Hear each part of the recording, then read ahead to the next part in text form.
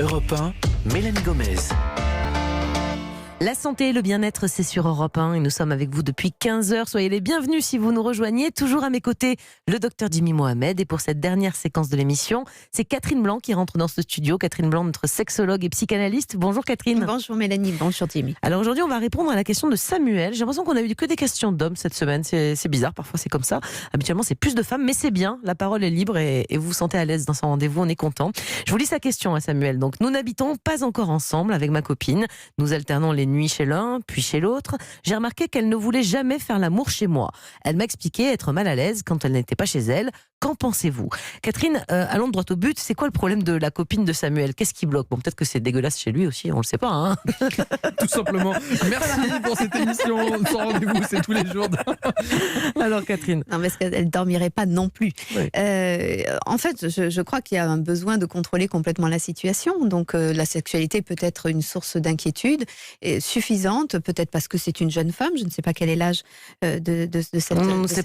C'est pas précisé malheureusement. Mais peut-être que voilà, il y a un besoin d'être dans la maîtrise de tout, de son corps, de ses affaires, de son lit, de son environnement, de ce qui est derrière les cloisons, voilà, de qui, quoi, comment, pour avoir la tranquillité de cela. Selon si chez Samuel il y a les parents dans la pièce d'à côté, selon si. Remarquez, c'est un peu pour tout le monde. On est tous plus à l'aise de dormir chez soi que de dormir chez, je sais pas, chez des amis. On est toujours mieux chez soi, même si on peut se sentir bien ailleurs. Hein, c'est oui, ça. on peut avoir le sentiment que ça peut être aussi une inquiétude. Je pense à une patiente qui avait l'inquiétude d'être filmée à son insu. Quand c'est chez soi, on n'a pas cette inquiétude-là, par exemple. Donc ça peut être aussi d'être entendu. Donc voilà, tout dépend. Par des voisins. Par des voisins, ouais. et pas de pouvoir maîtriser ce qui est en dehors de cette chambre où se joue une sexualité, avec une idée évidemment que la sexualité est potentiellement coupable ou sale, d'où l'inquiétude de le faire dans un cadre qui ne serait pas maîtrisé. Jimmy? Et puis, est-ce que c'est comme au football, on est plus performant à domicile qu'à l'extérieur ou ça n'a aucun rapport avec Alors, les performances? la référence Non, au mais c'est foot, vrai, les là, stats, on elles tombe sont là. pas, Je suis là. docteur Jimmy Mohamed. Non, mais Je rappelle que vous êtes médecin. Allez-y, Catherine. c'est ça.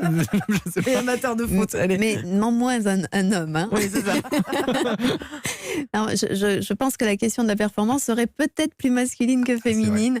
Mais C'est vrai, là, parce que là, on rigole, mais là, on parle finalement même d'avoir des rapports sexuels. Ça traduit pas quand même quelque chose de plus profond, un manque de confiance dans la relation, puisque à terme, j'ose espérer qu'ils vont peut-être s'installer peut-être ensemble ou passer plus de temps. Il y a peut-être quand même un manque de confiance.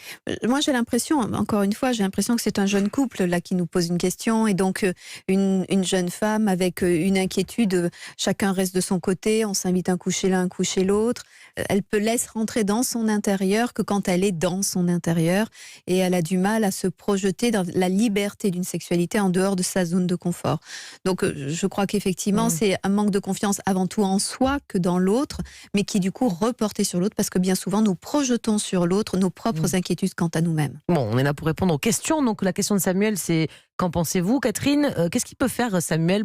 Qu'est-ce qu'on peut lui conseiller pour qu'elle soit plus à l'aise? Bon, ou alors il va toujours dormir chez elle et au moins il est sûr qu'il aura un rapport sexuel qu'il souhaite, quoi. Oui, je crois que dans un premier temps, c'est de respecter. D'abord, on n'est pas obligé à chaque fois qu'on dort ensemble de faire l'amour. Déjà, d'une part.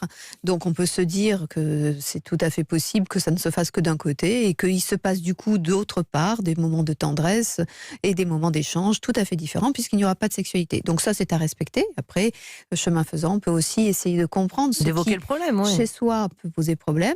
Est-ce que t'aimes pas mon matelas? Est-ce que mes draps sont pas assez doux? Pour voir ce qui est effectivement susceptible d'être bougé, changé, pour finalement lui convenir.